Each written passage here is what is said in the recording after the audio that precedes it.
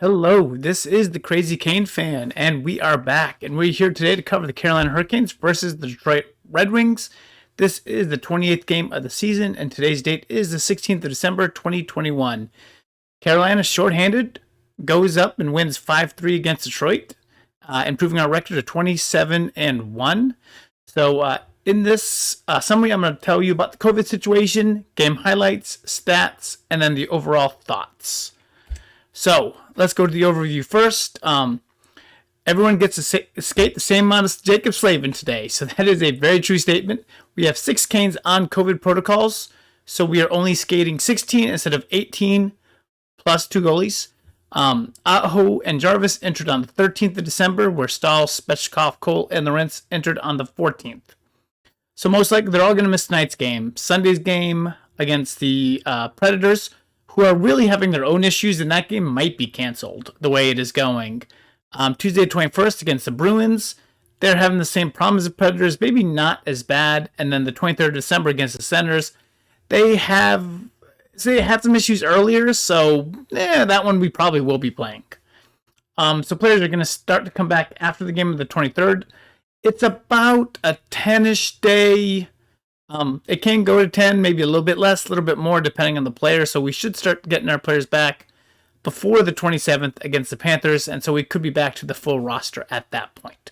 Okay, so over that, let's go over the game highlights. And first period. So that was a very terrible power play until it wasn't. And all of us were thinking that first little bit, we were like, oh, an early power play. And we were like, ooh, okay, this might be a rough game. But Nino scores. Red Wings unfortunately get one back.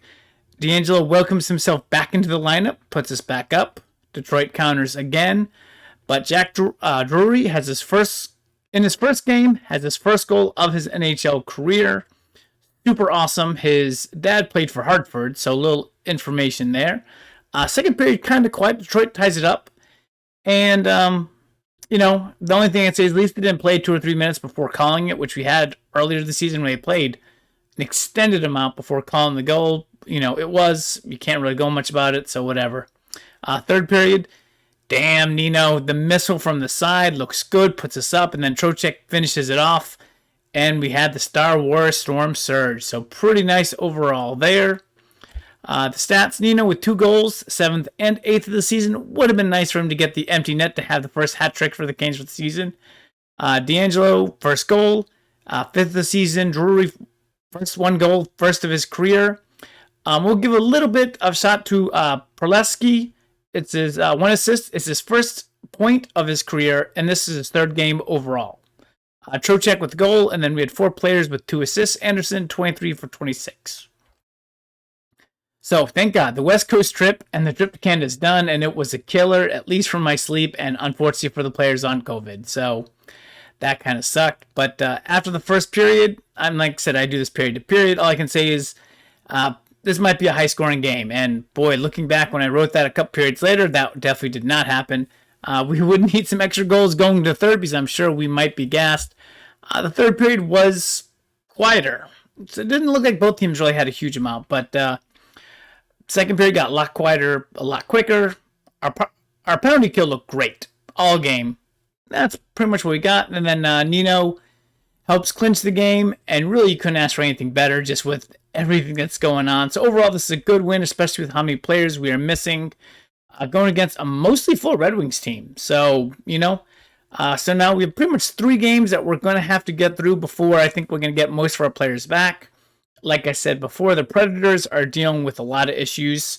So that Sunday game, I believe it's in question at the moment. Like I said, they have had 2 days and a lot of people getting COVID. A lot of you know that the Calgary team is, I think, completely on COVID at this point. So we'll see what kind of goes on the next couple games. But, if we have to play against Nashville and Boston, it's not going to be an uneven matchup because they're going to be down a lot of players too. So we will see how it goes. So we will be back for that game. And as always, go Canes.